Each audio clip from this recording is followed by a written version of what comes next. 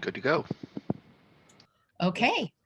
Well, I'd like to welcome everyone to the January, where are we? 19th, sorry, special board meeting of Everett Public Schools Board of Directors.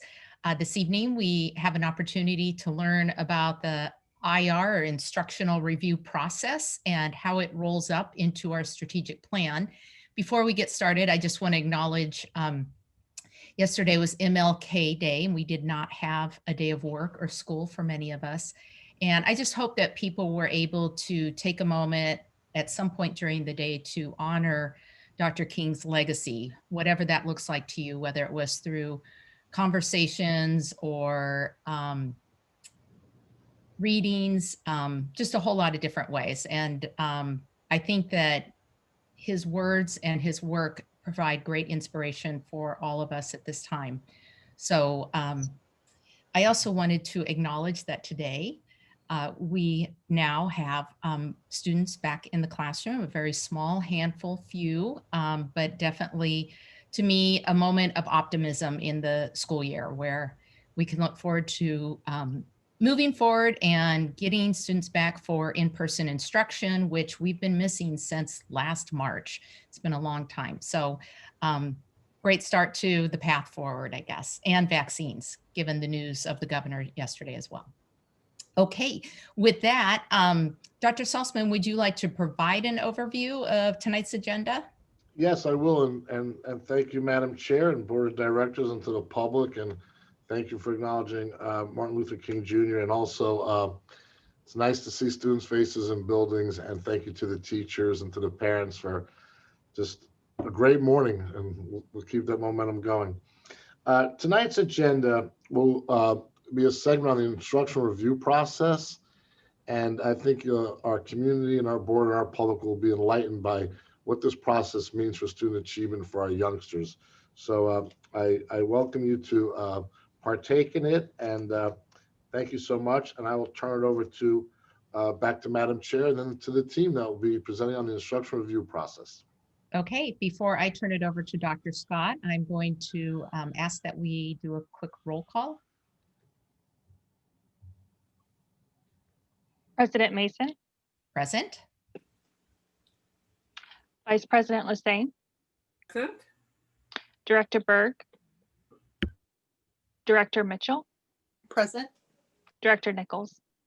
Present. Great. Thank you, Jamie. Also, I just will go ahead and acknowledge and adopt the agenda by general consent unless a director has questions or comments. Okay, hearing none, I will go ahead and turn the floor over. What do you say on Zoom? It's not the floor. Turning it over to the Dr. screen, or yeah, the screen. I'm turning the screen. or There you go. Thank you. Yeah, great. Thank you. Good evening. We're really excited this evening to have the opportunity for our team to lead this study session on the instructional review process and the summary for this year's cycle. And we really appreciate study sessions because they are designed to be more conversational, more interactive. And so we do have that time built in, sort of what we're calling it halftime and toward the end here, but please feel free to interject along the way as you see fit. Tonight, in reviewing the purpose of the IRs, and I'm going to use that abbreviation here throughout. I think you all know IRs, or instructional reviews. We're going to emphasize how IRs are designed to collaborate around strategies to focus and strengthen the instructional core to improve student achievement. And really that is what it's all about. In the end, improving student learning. That's what Dr. Salzman emphasizes in introducing the IR process when he did that back in the fall of 2019. He does it on an ongoing basis. He emphasizes the instruction as primary among the four pillars. Instruction, it's about strengthening that instructional core. It's also an opportunity to see climate, culture, and systems showcased during the IR process at each school. And in addition to analyzing a summary of the instructional improvement themes this evening from this year's IR cycle, we are going to also glean the perspectives from three principals who we have on this thread, as well as two members of the academics team on how they're advancing the work as a result of the IR action planning process. We've asked them to illustrate how and where they're addressing those big rocks. And those big rocks are also known as learning challenges or problems of instructional practice as surfaced in their plan. How are they operationalizing that plan? So for those of you who have been in these IRs, directors, you've seen kind of the seedlings of the IR action plans, but what happens after that? They're going to illustrate a bit about that story.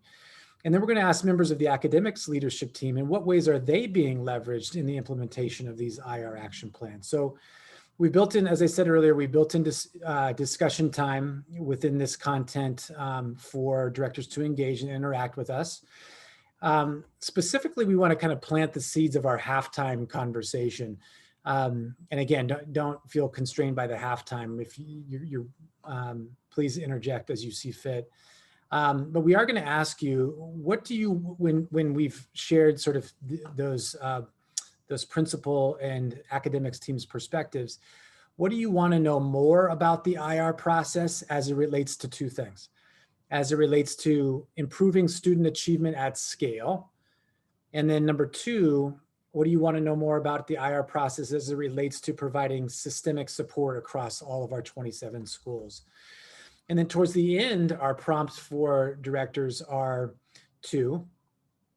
One is, what have you heard in the presentation? What have you heard among the building and system level improvement strategies and those support responses as a call to action from the IR action plans? What have you heard that will lead to increased student achievement? And what have you heard among the IR improvement themes that supports our current and future strategic investments?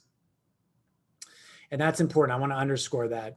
And sorry, I forgot to click that agenda, but I pretty much covered those 4 bullets there. What have you heard among the IR improvement themes that support current and future strategic investments? So those are the undercurrents, and we want that to be kind of a point of reference as you engage in the process. You've likely seen this this quote before, and it's really fundamental to understanding the IR process as established. Again, in the sense that school improvement is not a mystery. Even incremental, even dramatic improvement is not only possible, but probable under the right conditions. And so at the center of this process, and Dr. Salzman has reinforced these time and again, this is about equitable outcomes. This is about equitable outcomes. And by that, we mean ensuring that each student has access to powerful learning, irrespective of the classroom that they learn in, irrespective of their zip code, irrespective of their language status, irrespective of the extent to which they might be affected by poverty. It's about equitable outcomes. Then capacity building, improving the skill level of staff by providing feedback and support. It's that wraparound support as on that instructional review team. Building understanding and support from the schoolhouse up and not the district office down. So that's really important, that these the seedlings of improvement and the reinforcement of improvement is born from the schoolhouse up. So now Shelley is going to provide a high-level overview of the process itself, just to become refamiliar. Exactly. Shelley? Thank you. So one of the things, I mean, having our principals come together and review our data and talk about the action steps is not new. We engage in some of those pieces on a regular basis with school improvement, but the instructional review is a tool that is relatively new in the last 2 years for our schools. And it really is about a team of people coming together to work and collaborate with our leaders and our school teams to really examine what's happening in the school and then provide an in-depth analysis of the instructional core as observed in the classrooms, as well as with that team. It is a way for team members to work and objectively describe teaching and learning, which is really hard. A lot of times we make suppositions and guesses about what's happening rather than really interrogating the data from a very objective frame.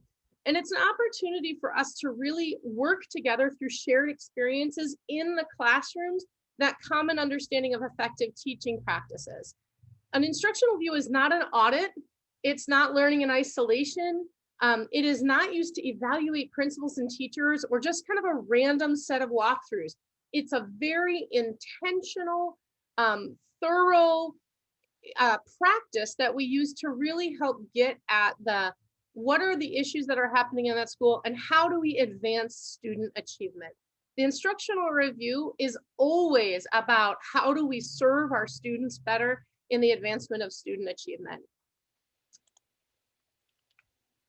Here we want to share with you the instructional review snapshot of last year's in-person. So the in-person, if you attended an IR last year, the in-person had a data review presentation that included the profiles of the school, stakeholder perceptual data, real-time data.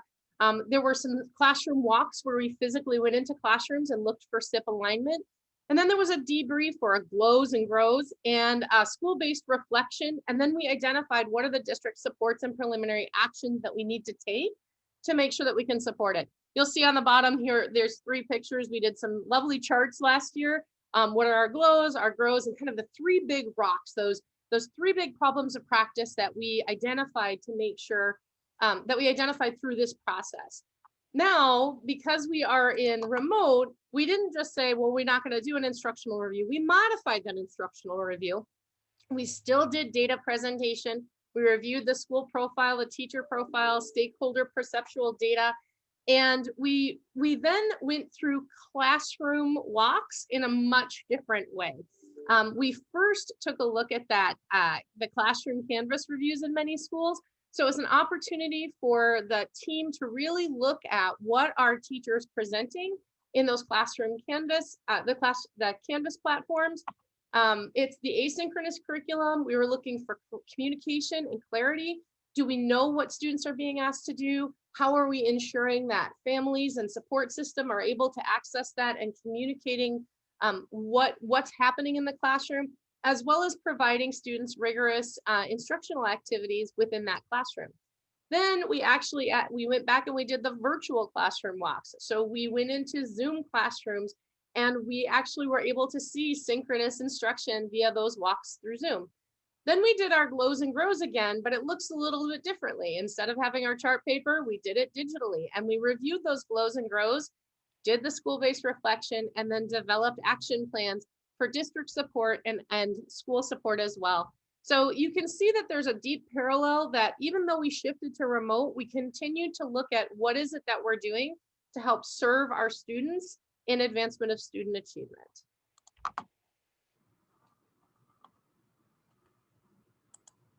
Thank you, Shelley. So this is, believe it or not, we're sort of at this pause moment where it's going to be halftime in a bit in terms of opening up the conversation.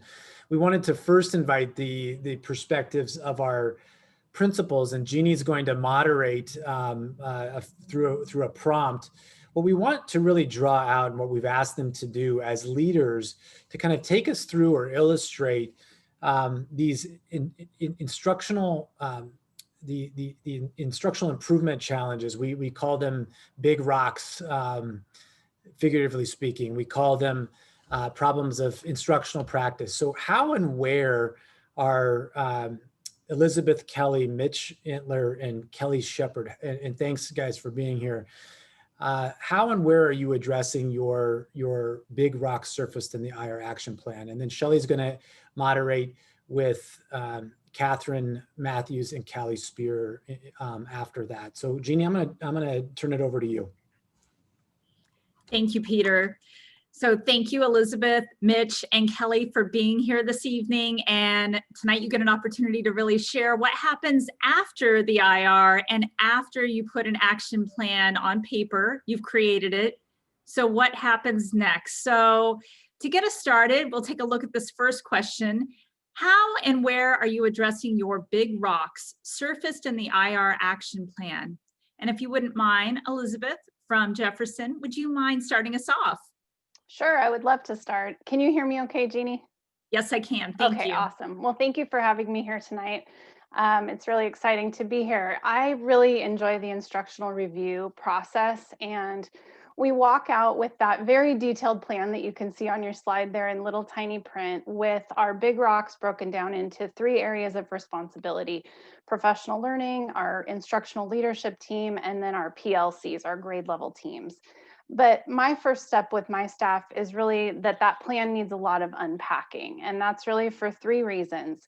We need to ensure a common understanding of the language.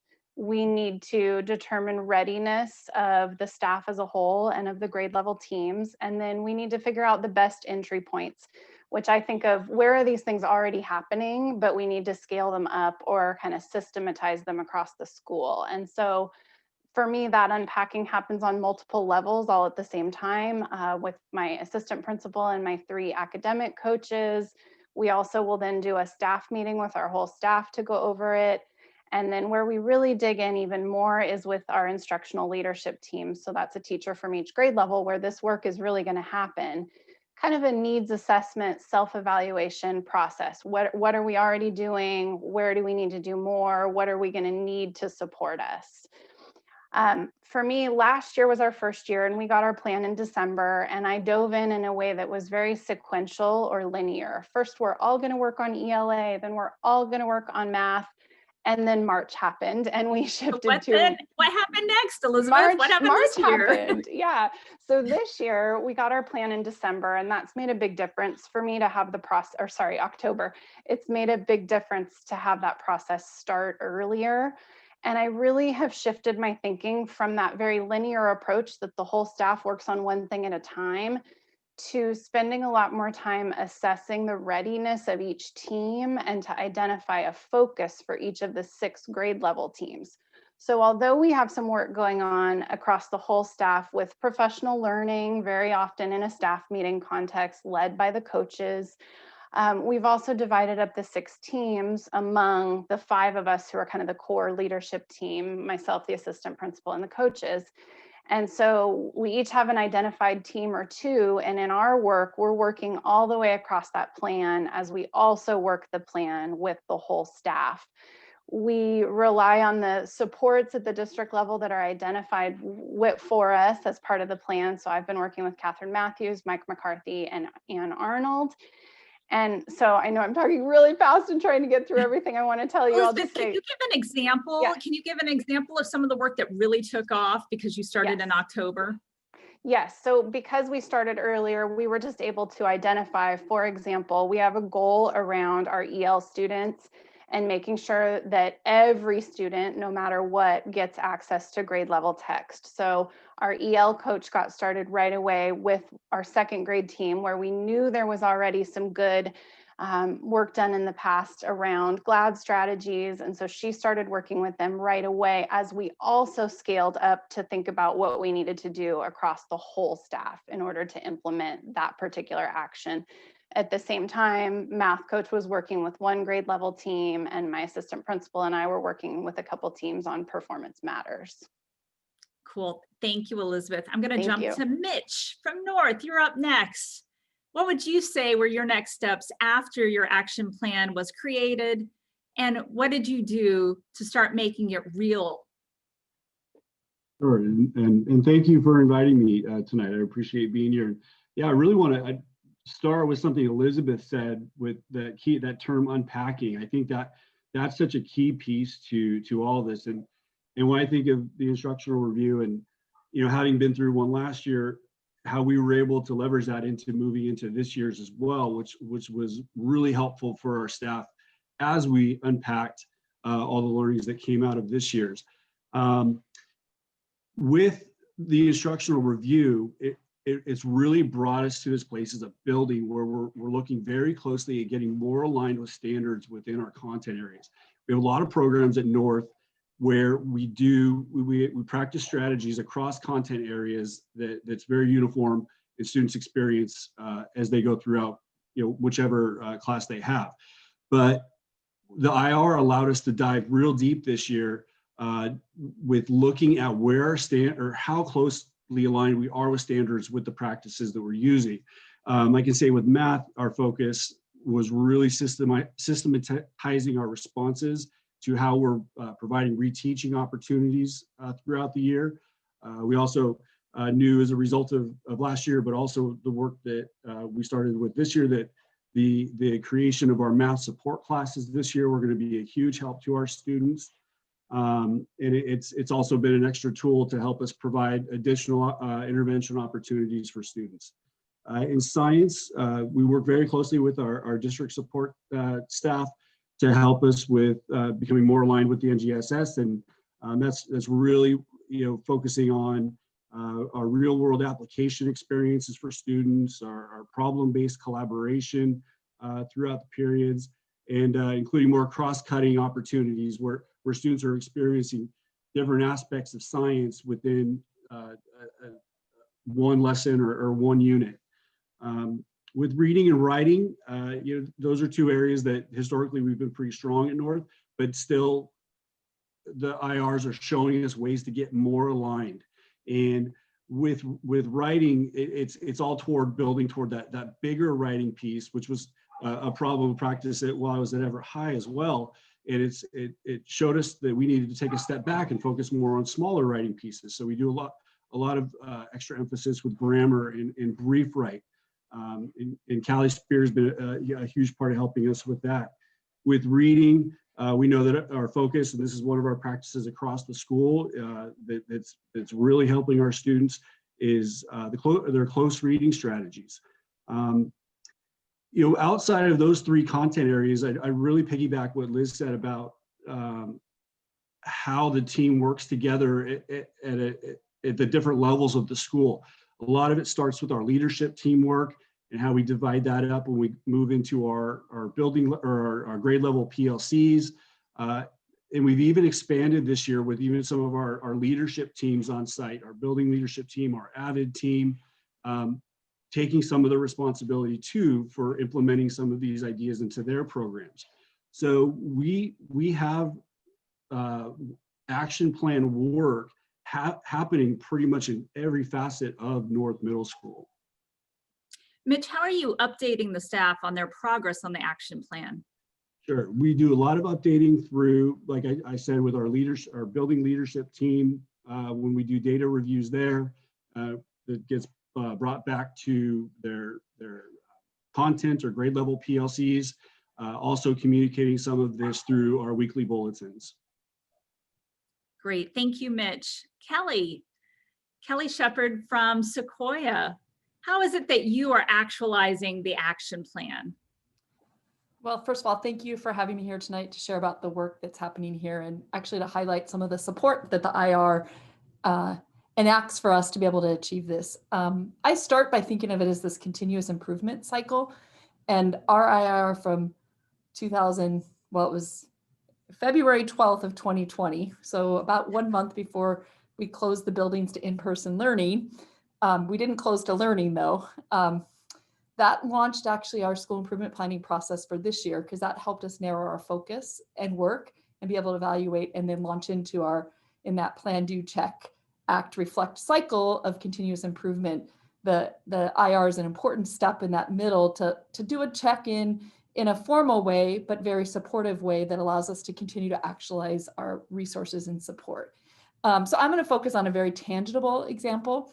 One of our IR actions, big rocks that we identified in February of 2020 for Sequoia was attendance. Not a surprise if you look at our data. Historically of our students and in our school, while we see improvements, it still continues to be a driver and a barrier to learning when you look at the minutes they miss of instruction by missing school. And for, I think, 8 previous saucers, we talked about transportation for our students being a barrier, and we did a lot of talking about it. And everyone said, yeah, we need to do something. The difference with the IR for us was it mobilized people to take concrete action steps. So our IR was on February 12th. On March 13th, we launched a Sequoia specialized shuttle transportation route. Key date there, we ran it 1 day. We had big plans to serve. We surveyed students in that month. We worked with Jeff Moore and his team at Transportation and John Pike and Nancy to route it. We got it out to parents. We had kids show up on the bus the first day. And then of course that was the last day we've had kids in person. But I think that this is a great example of how the IR took something that's been talked about for a long time and actually drove it into action. And the important support that actualized both fiscally and partners and opened up doors, but also creative ideas that came up. Director Berg happened to talk about another transportation that she'd seen other districts use, and that was a great spurring for us to research that and how we could recreate that in our own system. And so it's really this great think tank of connections. But it also launched instructional things, because once we get them here, it's really important of what we do. And one of our other big rocks was to really look at important priority standards and making sure we're really clear on that success criteria for students. That now has led us to actualizing, trying to develop performance matters assessments that allows Catherine Matthews to come and train Drew Williams, our assistant principal, and me to be able to empower us to then release it to our leadership team, that then decided they wanted to release it to our staff as a whole. That now is people saying we want more, and we have our curriculum facilitators joining us for an admin lieu in 2 weeks, where they're going to help our staff really actualize and use that performance matters in this authentic way. And those are all steps that are concrete. They came out of the work of having people sit around the table and hear that, and then also sharing the glows that people share with our team. Some of those have been really important to staff to be able to reflect back. And just even thinking about today, I think, well, what have we really done? And then I think, check, we've done that. We continue to work on those interventions and supports for kids, and know that we have those partners to bring into being with us in this work. Thank you, Kelly. I really appreciated that you shared that the IR is a continuous process, not just the continuous improvement cycle, but really last year, given the timing, but for all of us moving forward, how it built into this year, the next steps, and the celebrations around the glows. At this point, I'd like to hand it to Dr. Bowden, who probably has another question or two for all of you. Thanks, Jeannie. Actually, I actually have a question for some of our principals, as well as the members of our A team. So as the Chief Academics Officer, I oversee the academics office, and we lovingly refer to ourselves as the A team. And so I actually would like to open this one and ask Callie, in what ways are district support staff being leveraged in the implementation of the plan? So it used to be like, hey, if this had to do with English language arts, we're going to write Kelly Spears' name down there, and Callie, you're going to swoop and rescue, and you're going to solve the ELA problems in the building. Callie, can you speak a little bit to how you're being leveraged in the implementation of the plan? Yes, absolutely. Thank you, Shelley. As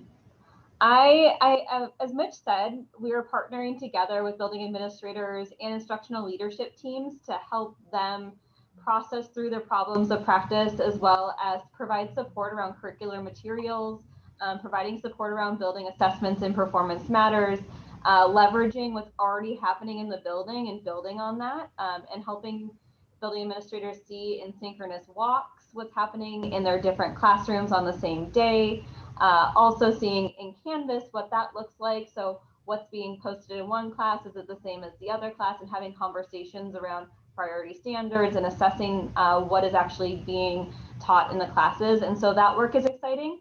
And I'm most excited about the work we're doing as an A team, this multidisciplinary group, to collaboratively problem solve and work together to look at some of these big rocks across the board, and looking at some intersectionality between the problems of practice in all buildings. And so looking at this almost like an onion and starting to peel back all these layers and seeing where are the connections and where is this intersectionality where we can start to target and problem solve at a district level that ultimately provides more support to buildings and improve student outcomes.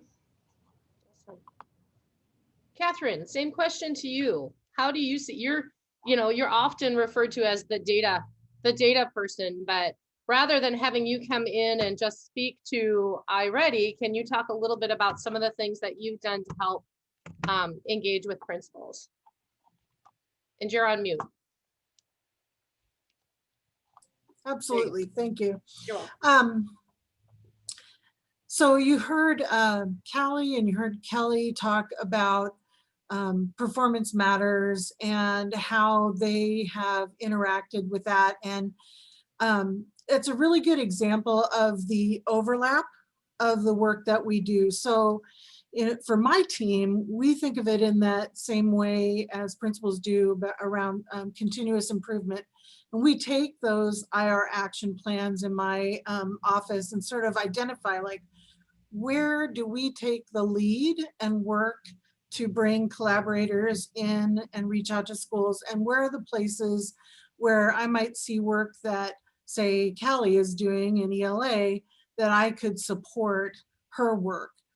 And especially this year, I mean, I think a big shift that we've had is really around providing support for instructional leadership. So reaching out to principals and saying, you know, how can I help you to be in a place to realize this action plan? There is so much crossover. And when you think of something like Performance Matters, which I may lead, it really impacts every single building, every single content area.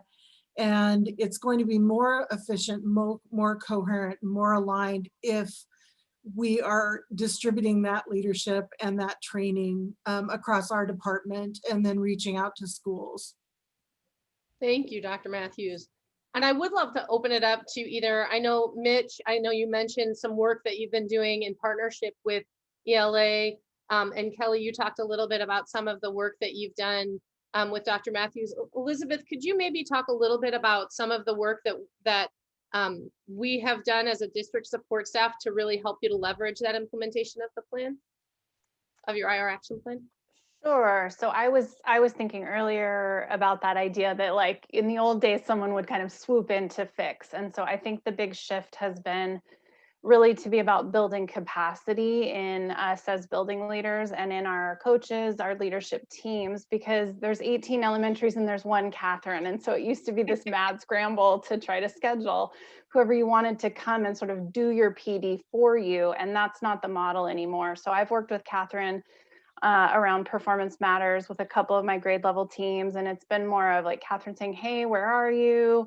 More of kind of a consultative coaching process. Came out and did some training for me and my assistant principal, then layered in the coaches so that we could do the trainings for and with our staff, rather than this idea that someone comes in from the district. And so I've appreciated that collaboration, and I am much further ahead with Performance Matters than I would have been if we were still doing it the old way.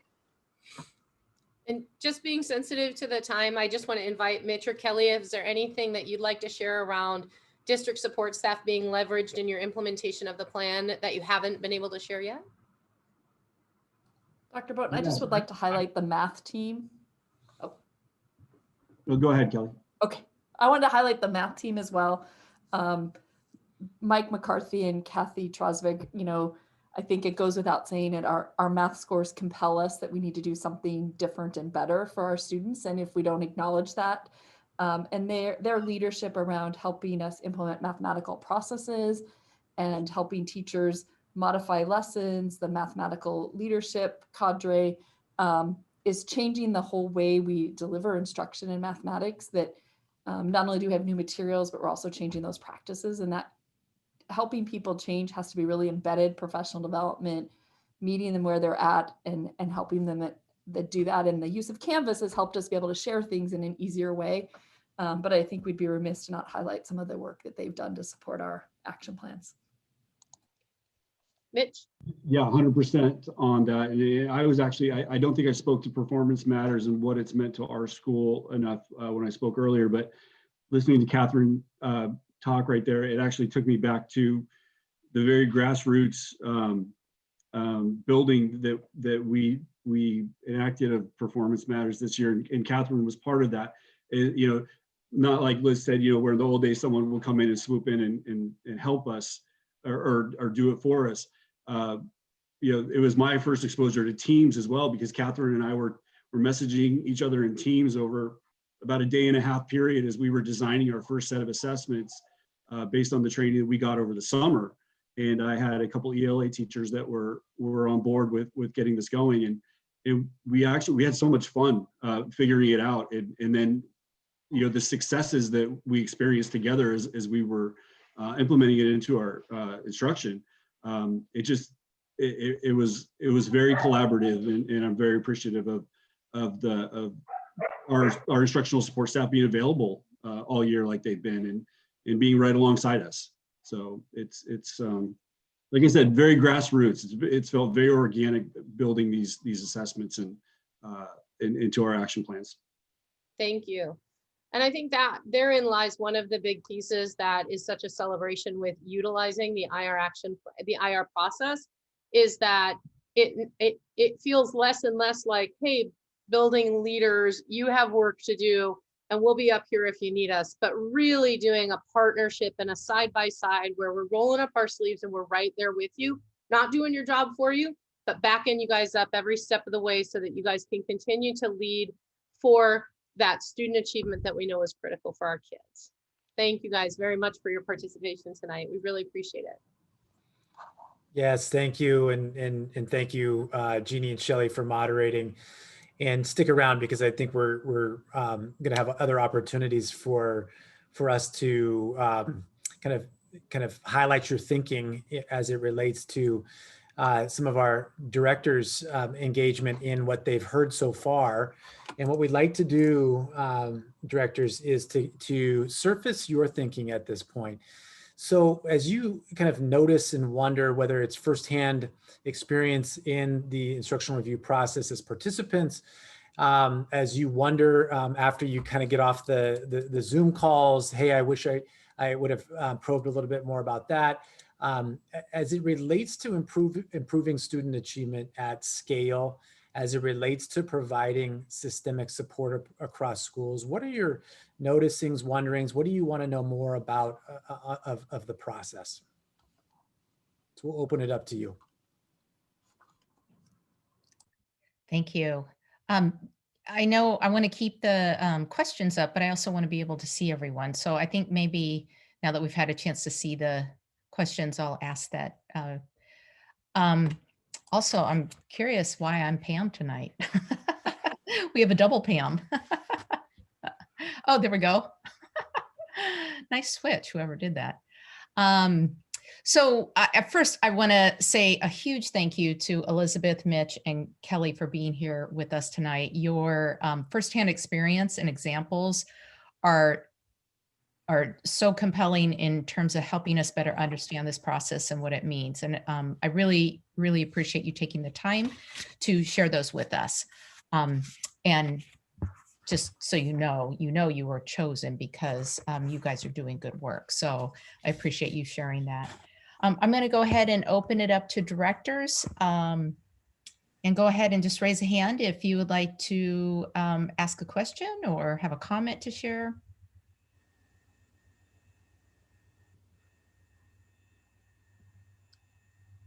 Well, I'll start since nobody is. Thank you. I'm just trying to do a good pause instead of jumping in all the time. In relationship to systemic change, if I read that right, I guess I would really need to know exactly what would be needed. Is it more staff? Is it more training? Is it more support? And so it was sort of interesting to hear. I appreciate Kelly saying every saucer, we need transportation. I would hear that. I only went to maybe one or two of the saucers, but to actually hear we now have the one day of the special transportation, but I don't know if I ever really heard what that total cost is. What is the total requirement? What is the total impact? So just really see systemic, I think it is that bigger picture, especially that's related to what board decisions we need to make.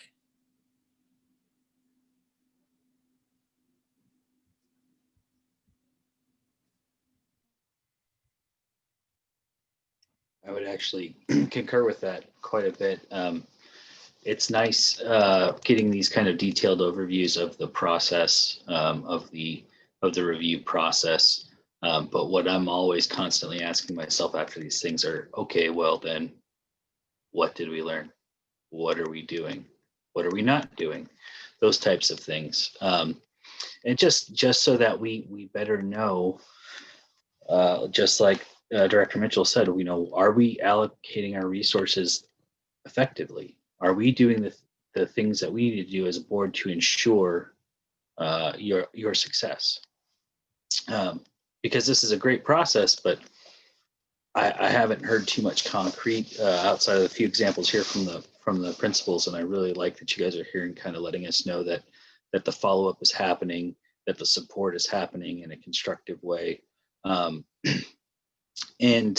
that it's a meaningful exercise for you. So as far as what questions come to mind, it's really kind of what do we need to be doing? How can we support this more? Thank you. Director Lassane? I think it's wonderful that we've looked at how we can take the resources we have at the district office and place them within the schools by teaching the leads at the schools what's important and what needs to be done, and having them spread that professional development throughout their school.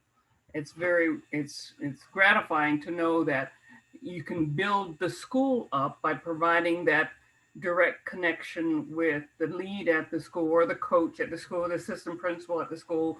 So therefore, you're building the body up. You're building the school up, because that person then goes and teach more. That's wonderful to be able to provide that kind of resource, because it's not, I'm here to do your work for you. No, I'm here to support you in your work that you do. We have such excellent professional teachers and staff at the school levels, and we just need to continue to build them up. And once they're built up, they can continue their excellent work that they're doing.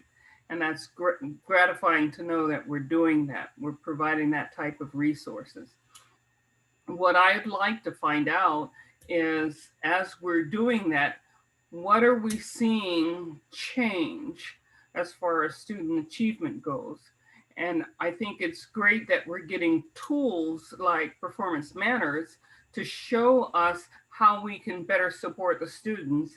And we're teaching the staff at the school level how to use those resources to get to a point where we can look back and say, hey, this is the additional work that we have to do in order to get those achievement levels up at the student level.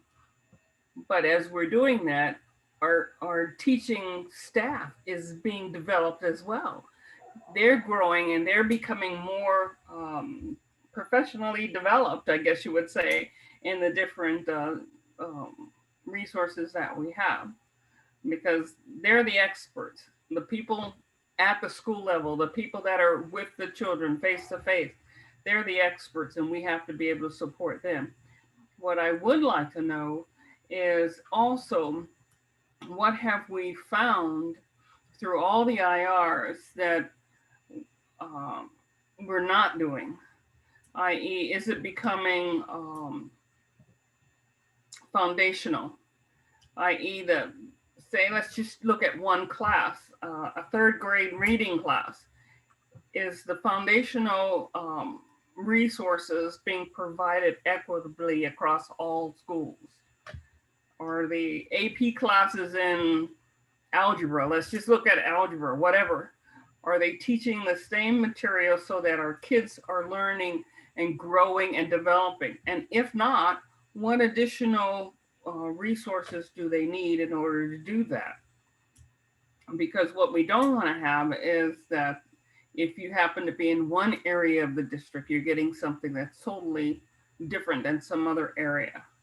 How can we better support the teachers and the students in getting that foundational information to them?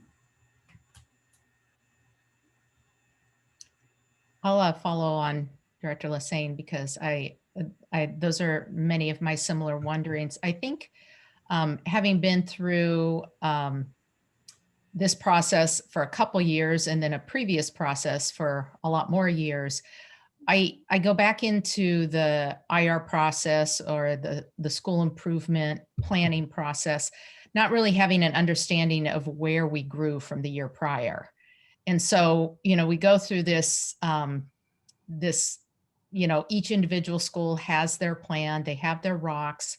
And I think the second half of this presentation, we're going to look at sort of the roll up of those rocks, as it were, which I appreciate. But when we start all over next year, I don't really have an understanding of, are we still working on the same rocks, or do we have a bunch of new rocks because we have systematized the old rocks and things are going better? And so I guess at a much higher level, I'd love to understand where the struggles are as a district and continue to be, because of course that allows us to better understand how we can support leadership and our schools. So sort of the roll up of the IRs, both from a capacity standpoint and a financial standpoint as we look at the budget. But I do have to also just mention, I am so excited about the IR process. It really feels so different to me in terms of truly building capacity in our schools. We talk a lot about professional development, but I really do feel like for the first time, this is a team effort and we're all in this together. And I hope you see directors along the same ride with all of you, because that's what we would like to do. And the better you help us understand what that looks like, the more effective we'll be as part of your leadership team too. So thank you for this presentation.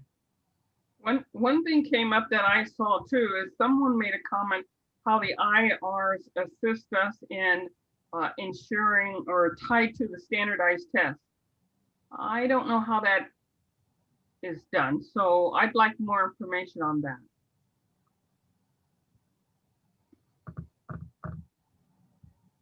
Well, this is great. This is, and you're exactly right, President Mason, in terms of part 2 here is designed to get at many of the things that you all have surfaced, and we hope we get there. It's designed to get there around instructional improvement themes. I'm going to share my screen if you're okay moving on, and I think we do want to address some of the things that the 5 of you, or the 4 of you shared around the instructional improvement themes, kind of this idea of so what, now what. So we identify the big rocks or problems of practice. There is a detailed set of action items. There's a mobilization of existing human resources or human capital to approach the work in a tailored fashion to these to the needs of these individual schools. And I think that gets at some of the things that were asked around resources for training, for support, and chime in, team. But the idea of really taking it causes us, this program uniquely, the IR process uniquely challenges us to assess the extent to which we are mobilizing our human resources, the extent to which we are leveraging our standards aligned curriculum, and where we want to sharpen that, where we might have an assessment gap, where we need to improve the development of short cycle assessments, and therefore leverage something more systemic like performance matters as an analytical tool and an assessment generator. So this idea of, and I keep using the words tailoring supports and mobilizing existing staff, and there is a cost neutrality element here, which is different than, in some ways, different than the previous model where it was, at the end, give us a list of things that you would like, and we'll try to reach all of them. And as Kelly Shepard said, depending on the number of years that we'll try to get at it, this is about taking those instructional opportunities, the things that we believe are going to be the most powerful levers to actually move student achievement forward, and saying we are going to invest there. And by investment, these might be a reinvestment of resources and not any new dollars at all. This might be meaning we're going to train and we're going to go with PD that we would have spent here because we're seeing thematic elements here and we've got to reinvest over here. So it's a driver. It allows us to drive more clearly, particularly when we look across 27 different schools. And that's what we're about to do. Sally and Larry are going to guide us in instructional improvement themes for both elementary and secondary. that gets us to what Director Nichols was talking about. So what's the impact? What's the progress monitoring? And it gets a little bit at Director Lesane, what are we seeing change and where did we grow from the year prior? And Director Mason, you mentioned about when old rocks kind of become systematized, to what extent do we modify in the next year? And so I think you're going to see a little bit we hope a lot in the next few slides here, but let's go revisit that at the end if we haven't, and shore that up. So this is what we're going to do in the second half here. We're going to talk about instructional improvement themes. We're going to talk about district support mobilized that is largely cost neutral. And then we're going to talk about alignment to the strategic plan refresh and kind of key in on some things that we heard from Martha Greenway last week. So Sally, can you take us sort of from the high level to more concrete, the things that we saw over 18 elementaries in terms of improvement themes coming out of IR action plans? Yeah, I'd be delighted to share the elementary improvement themes with you. These improvement themes are really at the heart of what the instructional review is all about. It's about aligning our systems to get better. So teaching is really complex work. You'll see that these improvement themes aren't fancy. They're just deliberate and intentional work focused on improving our instructional core. So it's not surprising that mathematics was identified at many schools with a focus on improving that tier 1 or the strong universal instruction, making sure that all students have access to increased rigor and engagement and higher level instruction that is properly delivered and scaffolded. Another area of focus is providing targeted supports for our students who are emerging bilingual and our students with disabilities. With these students, we want to increase our effective strategies such as GLAD or AVID, strategies such as word walls, cognitive content dictionaries, charts, graphic organizers. These are scaffolds and supports that help students make connections. And these are strategies that are good for all kids. Pivotal to that work with students is the work of educators engaging in their professional learning communities, where they unpack standards, they analyze data, they monitor progress, they develop interventions. And this work helps teachers broaden their understanding of the depth and the breadth of the standards. It helps them develop intentional instruction that leads to the standards, strong assessments to gauge the learning, and lead in-depth analysis so they can determine what interventions might be necessary or what enrichments would be necessary. All phases of this work are important, and at times different teams may need to emphasize different aspects of this process depending on what their students need. So again, very complex process, but each step is important. Culturally responsive teaching is another area of focus. It's about knowing your students, activating their prior knowledge, connecting their culture and experience through both content and strategies and relationships. And this is increasingly important as our diversity enriches in our district and expands. The final theme or strategy was improving science time on task and engaging in rigorous and meaningful learning. Science is a great opportunity to stimulate inquiry, increase engagement, and develop a love of learning with our students. They can get really jazzed and excited about science. As you can see, these strategies are not fancy, but they're really intentional about doing our best work with passion and enthusiasm. So next, Larry Fleckenstein is going to share the secondary improvement themes with you. Thank you, Sally. And we see some similar themes in our secondary schools from the instructional review process that we also see in the elementary. And as Dr. Lancaster said, they aren't necessarily, fancy sort of strategies, but we're really getting down to the nitty gritty of the work we need to do to serve all students for equitable outcomes in Everett Public Schools. So primary among those, has been shared with our board of directors, is mathematics student achievement. As a system, we are looking to better support the instruction and teaching and learning that goes on in classrooms. And some of that work has been a part of our adoption process, but also how do we engage students in learning mathematics through student discourse. And as we shared earlier, and kudos was sent out to the mathematics team, working with our schools in their instructional review action plans to tailor professional development and PD with teacher teams to engage students for mathematics learning.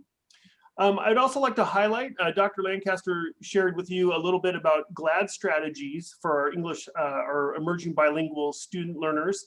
But in response to the instructional reviews action plans, Dr. Golden and his team is providing here this coming next 2 months, SIOP training for our secondary schools. SIOP training is a sheltered instruction observation protocol, which, similar to GLAD, is helping our English learners to learn and our teachers to learn strategies to better engage and support their learning within the classroom. Also, a part of the work for our culturally responsive teaching practices is the support of our equity team. And with the help of Bill De La Cruz and the equity department, we have several schools who are engaged in culturally responsive teaching book studies with their leadership teams, building in their staff's knowledge and skills to better support a more diverse student population.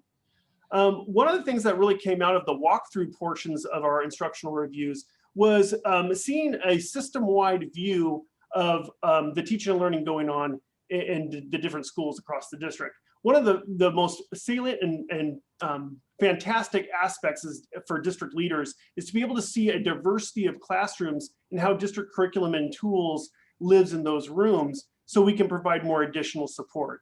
And as we sit down and look at these action plans, we see these themes. And some of the things that came up in the secondary level was just that commonality of the common assessments, and the work of Dr. Matthews, her leadership with Performance Matters is really around those common assessments that we are trying to systematize within our secondary schools, but also to make sure that each student is receiving an equitable education in every classroom by utilizing the curriculum maps that we've established here in the district.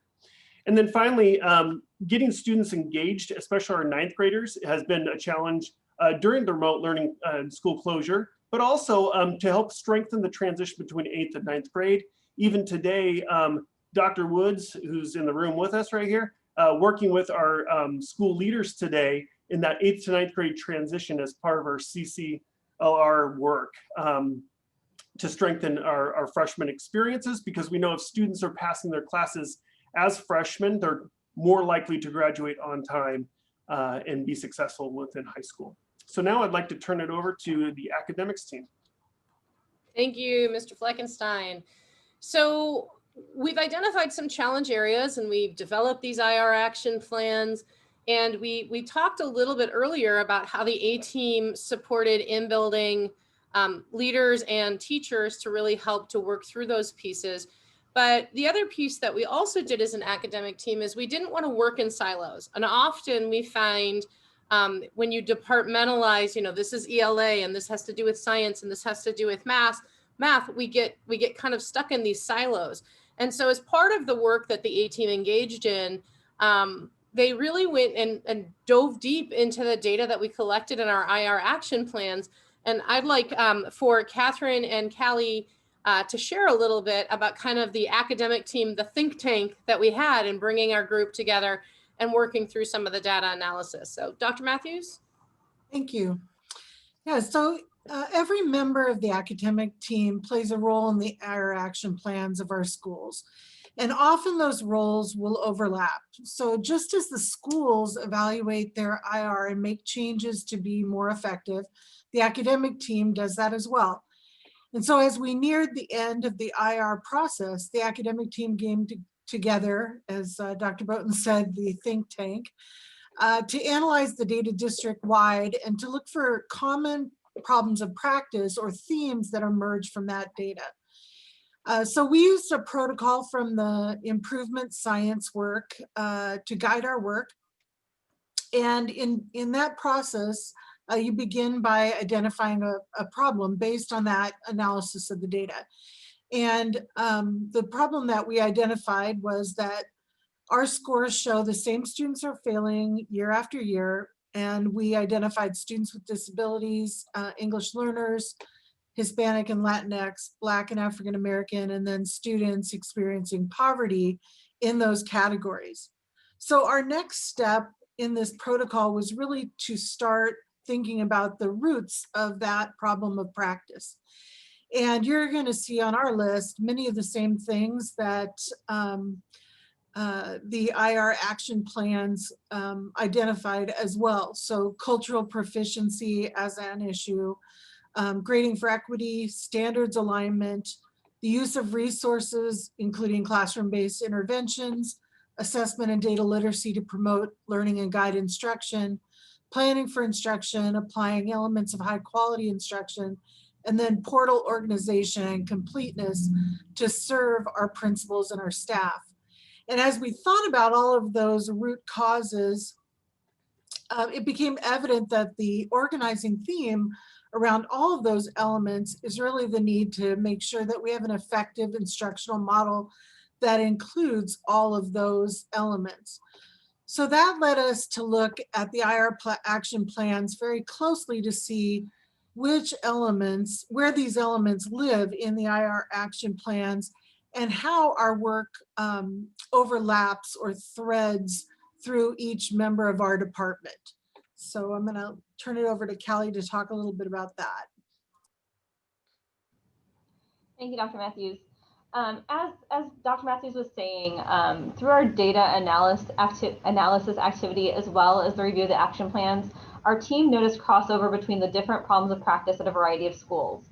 And while we love to support individual buildings, we know that as a multidisciplinary team, not working in silos, that we can have a greater impact on student learning if we work together to engage in a problem. And so as our think tank, we developed this Jamboard, and Jamboard is a collaborative whiteboard of sorts. Like, you can make a sticky note and you can drag it around and move it and make copies.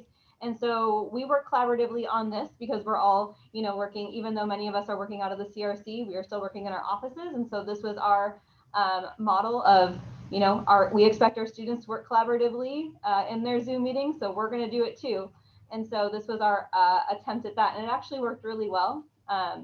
So we all worked on our Jamboards, and we looked at these different standards and all the categories that Dr. Matthews just read. And so we took all of the problems of practice from all of the instructional reviews, and we put them up here and we grouped them together. And this is where we started to look at patterns. And so once we were looking at these patterns and kind of developing our thought process around them, we thought we could start problem solving together and look at that intersectionality that I mentioned earlier. And once we were seeing the intersectionality and peeling back those layers, then we could develop what our next steps were. And so not just looking at individual building support, but how are we supporting at a systems level some change that we think could impact student learning. And so as we move back, or I'm going to throw this back to Dr. Matthews to explain some of the next steps that we took after the Jamboard, and kind of look at some specific problems of practice and how the through line, how we took that through line and made some decisions based on that. And you'll notice on that Jamboard slide that there are initials on each of the sticky notes. And one of the things that we tried to do was really think about where do each of these actions in the school touch different members of our department so that we can be working very collaboratively as well. So if you could slide ahead, thanks. All right. So many of us, by the time we were at the end of our IRRs, you heard Elizabeth Kelly talk about going in October and already sort of being underway. So many of us had already begun reaching out to principals and supporting schools in their action plans. And by going through this process ourselves, one of the things that we found were these critical threads that flowed through, not overlapping, but rather being integral to our work between each other. So for example, we had content directors that were working on building standards aligned assessment in each of the curriculum areas, which overlapped with performance matters. And of course, schools were developing processes for doing professional development to introduce performance matters to their schools. So that that integrated with the work that I was doing. And at the same time, when you start to build standards aligned assessments in a program like Performance Matters, and you get the rich data analysis about what standards students are meeting, then you start to have this conversation about grading, and grading for equity naturally comes out of that work, which is work that Dr. Woods was doing. At the same time, I had begun work with Silver Lake and Madison around assessment literacy on their IR plan. And that work then content directors began to pick up as they began to build assessments within their content area with different schools. So we're shifting in several ways. One is this shift to collaboration across our department to better support schools. The other shift is supporting the instructional leadership of the principal to do that meaningful work in their building using evidence-based practices. And so these icons that you're seeing on the screen are not evidence of a whole bunch of book studies, but rather they're evidence of just using resources that can cross many schools and many departments. So we create some coherence for instructional leaders and for their staff. So we are more aligned in supporting that work. And Callie, if you could talk a little bit about the improvement resources that you've used. Sure. Well, I was also going to kind of piggyback a little bit on that instructional leader piece and the support of instructional leaders in moving forward with professional development for teachers. Something that came out of the instructional review process and looking at those patterns that we saw was that we really need to work with instructional leaders on some of the professional development so that they can lead it in the buildings, as we've already discussed. And this is really evident in our science of reading work, specifically for our K2 building administrators and teachers as we move into next year with the new dyslexia law. And so what we're doing is a three-pronged approach, which is different than what we've done in the past. And so we're training teacher teams, we're training coaches on how to coach the content that's being taught at the teacher team session. And then we're also training building administrators so that they know what to look for when they're working with their teams, specifically for these reading foundational skills. And the best part about this is it's a natural integration with Catherine's assessment work, because we're going to have a diagnostic and we're going to be tracking kids' progress K2. And so I think this is a great example of just some of those shifts that we're making. And this is it's a big one, and it's exciting work to be embarking on this year. Great, thank you both for explaining those different pieces of the academic think tank and the work that we've done as a team. Dr. Scott? Yes, thanks everybody for sharing those connections. And one final connection before we open it up for our final discussion piece is the connection and alignment to our emerging strategic plan refresh. And what we heard from Martha last Tuesday on the 12th, particularly in the areas of in strategic theme 1 and 2, student engagement in and ownership of learning, effective instructional practices. And Martha actually, I think Mike mentioned the next steps from Martha's presentation was a conversation and a deeper dive with our administrators and supervisors team, which we did last Thursday with 113 people or so.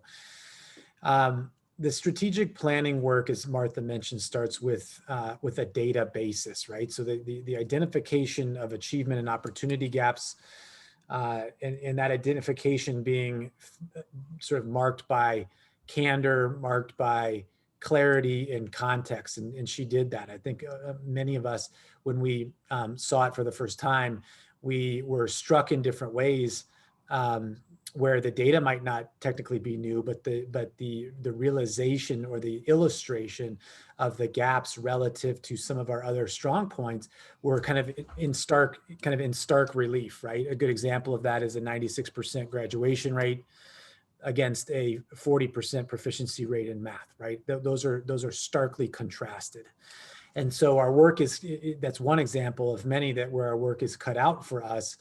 And whereas we approach this work with that candor and clarity, in the same way, the IR action plan affords us the opportunity to really take a hard look at local data times 27 schools.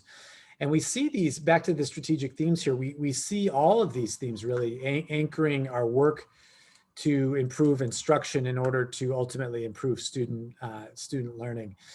It also provides a common place, as strategic plans should do, kind of that common place for sense making, for these higher level themes to be operationalized into concrete action steps. And that's what we're looking forward to seeing this as this process of strategic planning refresh unfolds, is taking these higher level themes and translating them to concrete action steps with progress monitoring tools, accountability tools used along the way. So in many ways, what we've seen from Martha's presentation and what we intended to illustrate in this presentation is a validation really of the survey data that Martha did, the achievement data analysis that she and others put together, and then this composite of 27 instructional review action plans to really better define and sharpen our concrete next steps. And that work continues. And actually it gets more tactical as we go along into the spring, where we sharpen those interventions. And it gets at some of the questions you had asked earlier, sharpening the interventions, taking those same strategies and applying them, ensuring that they're applied to specific specific students around specific standards-based skills, and then monitoring those students' responses to those interventions. That maintenance and monitoring piece is really, really key. So this is our second and final opportunity to have a larger conversation about what you heard among building and system level improvement strategies and those support responses that will lead to student achievement, and how you were making sense of those, or any other questions or comments that you have around that. And then what have you heard among the improvement themes that supports current and future investments that you see? Thank you all for the additional information and review on the IR process. Really appreciate it. I'm just going to jump in, and I really appreciate the cost neutral piece of this, the bullet, second bullet when we started, because our district has so much knowledge and expertise, and we have so much to learn from each other that, education is often fraught with, underfunding. We need more money for this. We need more money for that. But I just so appreciate this approach of what can we do to advance student learning here. And it's in our district. It's just a matter of the cohesiveness, which I'm hearing more and more about, as we go through this IR process. Great example of that is the Jamboard. I mean, talk about no cost there, or people's time, of course, but really it's the power of bringing people together and better understanding how to do this work and cross discipline. And so I appreciate that. The book studies, again, very low cost and a great way to share knowledge and resources. It's interesting because the one thing that I feel like we do need maybe some investment, because I'm not sure we have it within our system, is the culturally responsive teaching. And I don't know what that looks like. I'm not a fan, working the corporate world. We'd had our one day of, cultural teaching a year, and then we'd all walk away. And it really, as we all know, needs to be much deeper and more systemic and integrated than that. And I'm not sure exactly exactly still what that looks like in our district, but I know we're making strides and putting it at the forefront of much of what we do right now. So I do appreciate that. So at this point, I'll go ahead and turn it over for other directors to have, if they have questions or comments as well.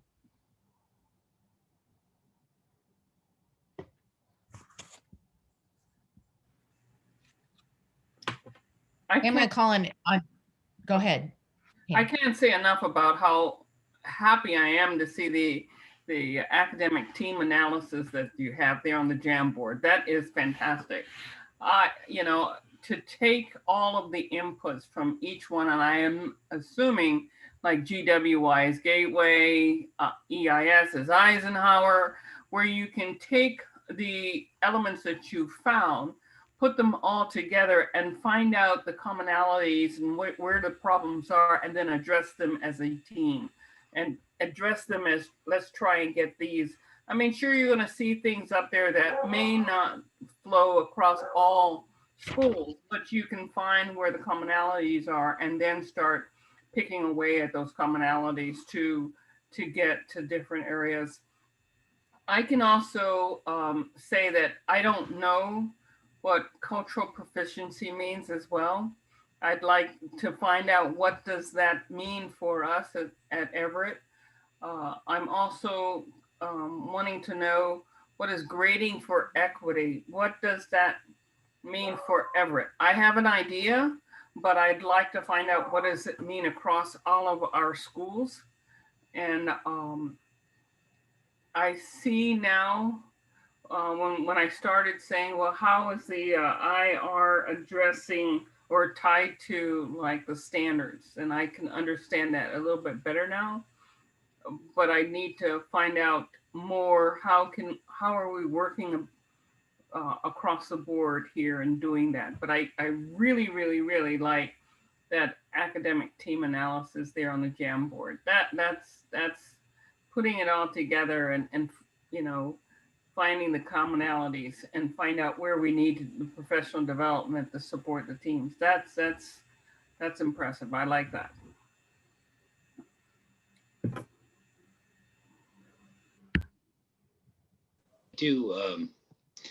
I do also like seeing kind of this more granular breakdown of how you are moving forward with this process as it's presented here today.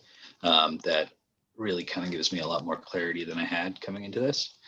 So I appreciate that. I also do appreciate the cost neutral standpoint. That being said, I also want to, you know, impress upon you that if there are roadblocks that administration does not have the authority to, or have enough of the authority to get that done, and we need to do something else like raise more money or do whatever it is, their board needs to do something, I'm hoping that you're using this as an opportunity to bring those to us. Some of the ways that I've seen the district run in the past is that it's a little taboo to bring up things that aren't working, or that kind of seems what the previous flavor was. And I just want you to know that here at our board, we have to have the truth so that we can help you, so we can support you. So if something's not working, if there's something that you keep running into this wall, and we need to do something for you so that you can continue the great work that you're doing, please bring it to us. And I look forward to all the new data and all the new things that you're going to gain from this continued process. Thank you, Andrew. And I'm actually going to give that compliment just on what you said to Elizabeth, when you shared just a little transparently about how you implemented it last year and how you rethought about it this year because COVID interrupted it. So I guess one of my wonderings is last year was the first year, this is the second year. Maybe I just missed it, but what are the supports for the principals for implementing these things? I mean, I know the academic team is there, but when Elizabeth sort of was, it sounded like there to make that decision on her own, as well as if we have a new principal, how do we support them so that those learnings are the same throughout, so that the whole principal team is sort of attacking the rocks the same way.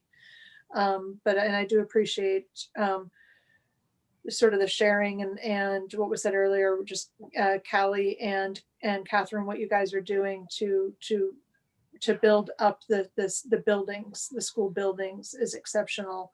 But one question I have, and I know this is all about improvement, but are the GLOWs shared back with the full staff? Like you're talking about the GROWs, but how are the GLOWs shared? And we haven't spent much time on the GLOWs because the GLOWs, you know, we can't always talk about the rosy, just like Andrew said, we need to talk about the GROWs, but how are the GLOWs shared with the staff?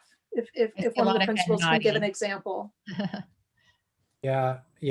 I'm going to actually ask Dr. Lancaster and Elizabeth Kelly to address both of Director Mitchell's questions. One, if I could paraphrase, and Director Mitchell, correct me if my paraphrasing is off. I heard you say, what about ongoing support for principals in implementing the plan? And then what's the process for GLOWs being shared back? Sally and Elizabeth, can you illustrate both of those for us? I would be happy to. So the plan gets monitored, and there's lots of support that gets offered to the principal through their regional superintendent as well as the academic team. And I like to think of us as idea incubators too, as we're talking to Principal Kelly about something she's doing at Jefferson, and that's a similar theme to what's happening at Silver Lake.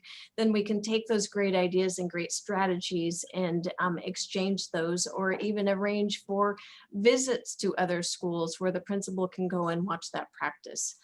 And so I'll see if Elizabeth wants to add to that, and I'll let her share how she shares the GLOWs with staff, but those are always fun to come up with during the process too.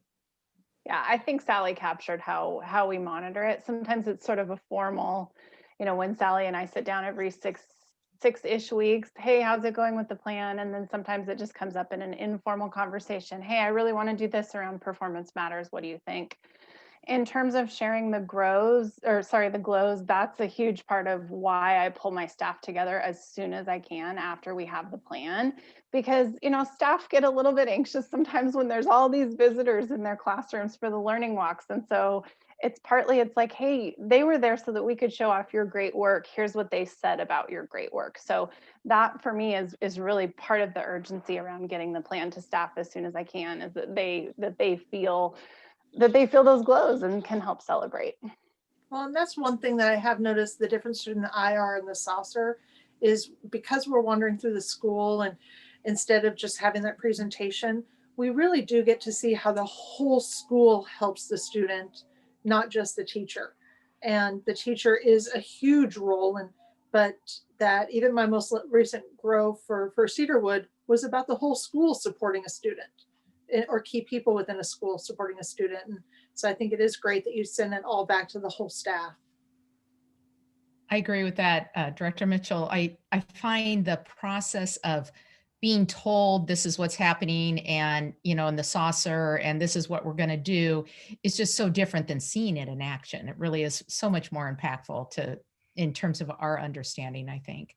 And then I do have a question. I had a wondering I was thinking about. So we're bringing students back into classroom, and whether it's this year or whether it's next September when we get to see them again, there's going to be a lot of need for support, different kinds, more individualized support, I'm guessing, a little more one-on-one tutoring depending on where students are. And how does that, and this is a wondering, this doesn't need to be answered tonight, but how does that impact the school improvement plan? So you go through the IR process, you have your big rocks, you're working with your team, but now all of a sudden there's this whole new challenge and need within our schools. And how do you, and maybe that's just an example of how do you sort of adjust in this time when there's so much change happening with our students and our instruction and the way it's delivered, and some are going to be in schools, some aren't. And so that, I guess, to me is just sort of a wondering of, you don't want to fall off the plan and you don't want to add a whole bunch more new stuff, but how do you sort of meld those two together? Absolutely. That is a conversation that we continue to have every time we convene principal groups or every time we're talking about reentry, is driving clearly, right? So the diagnostic the importance of diagnostic assessments, the importance of short cycle assessments and students' responses to those in their current environment, and thinking about what that's going to look like when we have them in person. And we're all looking forward to that day. But that's the idea of these plans, these cascading plans, school improvement, IR action, and then even more detailed and focused on individual kids and a length of time where we're actually observing their response to intervention is really important. So those plans are constructed locally for students locally, right? And the regionals and the principals, Shelley's team, our team, we are really ensuring, we're working to ensure that process, as you mentioned, President Mason, that there's some cohesiveness and some coherence to that. So, but that is the work which you just described. I'm gonna, if there aren't any other questions or comments, I'm gonna hand it over. Our time's coming to a close here. I'm gonna hand it over to Dr. Saltzman for some final comments.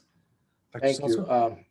I'd like to say a few words about this tonight, which I usually don't to conclude, but let me start by saying too, when I arrived here, you know, I did a listening tour and then I did a walking tour to talk to principals. And when principals said they spent all summer preparing for the sorcerer, I just had to hear that out because I did not know what the sorcerer was. So let me just, and I'm sure it worked well, but when I heard that, it really enlightened me.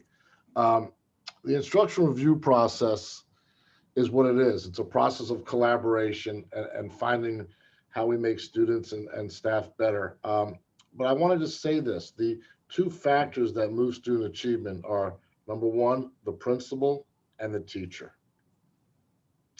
And that's what part of the instructional review process is. How do we make everybody better at the table?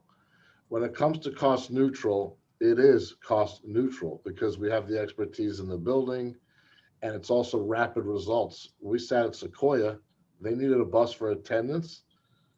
We came back and got the bus for Ms. Shepard and her school within 4 hours because that was the result right there. To Mr. Nichols, Andrew, I will always tell you when we need things, right? I appreciate that. And we're always going to be transparent. Matter of fact, even in cabinet today, we were talking about our strengths and our weaknesses with some of the items that you all will be seeing the next few weeks. I think as a system, when we talk about the glows and the grows, we might see grows for a few years with reading and math. You might see those grows continuously for the next few years.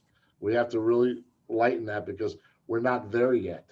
And it's not because of programs or staff, it's really how we deliver instruction. And I will share with you to everybody tonight that number one, social emotional learning and instruction come together and there'll be no team, and I share this with you publicly, and I'm sure people are listening, there will be no team in the state or the nation that will know more instruction than the team that we've assembled here today and future, because instruction and social emotional learning are the core of any school system.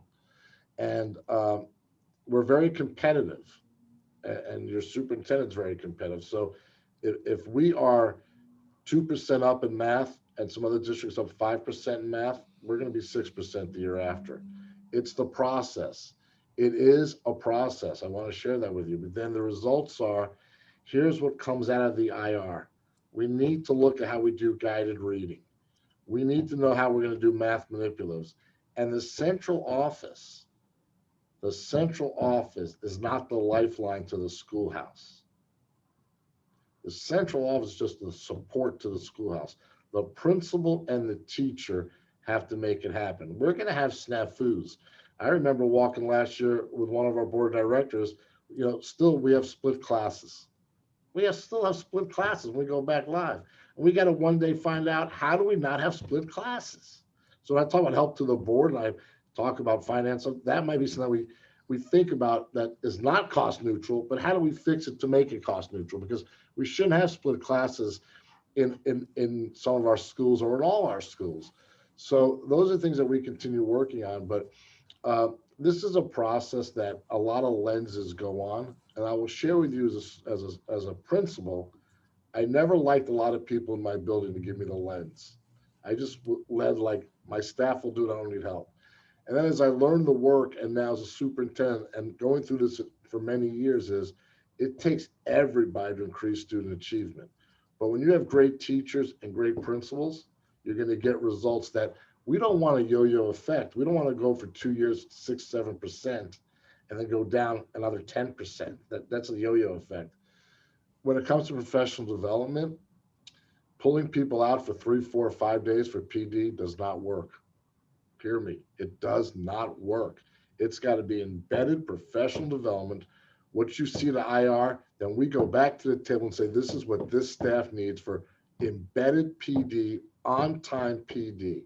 So I close with you by saying this. We've done amazing work here. We've done amazing work from K-12 and especially at the graduation levels. And now we're going to continue doing amazing work for K-12 as a system. We will always be transparent. We have things to work on. We have things to work on. Anthony Anderson in my choice office knows that we need to get more choice programs. Joy Odom Grant in equity is working on equity. Catherine Matthews is working on how everybody engages in performance matters. Everybody's working on something to make sure we impact student achievement. And the IR process brings everything to light. We will get better in some things, and we will continue to have grows. And when it comes to the glows together, I think Ms. Kelly said it best. Anytime you have an instructional review, trust me, when that calendar item is set, teachers want to know when is our IR, and by the time we leave at 12 o'clock, at 12:05, there's 10 teachers in Elizabeth Kelly's office saying, how did we do? It just is common nature of public education. As I said, 31 years as a principal at Regional Soup, whatever job I had, that always was the tone. So why I say that to you is this. We get those results back in 3 days to our schools, and we expect our principals to share the glows and the grows. We're doing amazing things. We will always have grows. The day we stop growing, that will never happen. When we get 100% proficiency of students learning, engagement, and social emotional learning, then we hit the final home run, okay?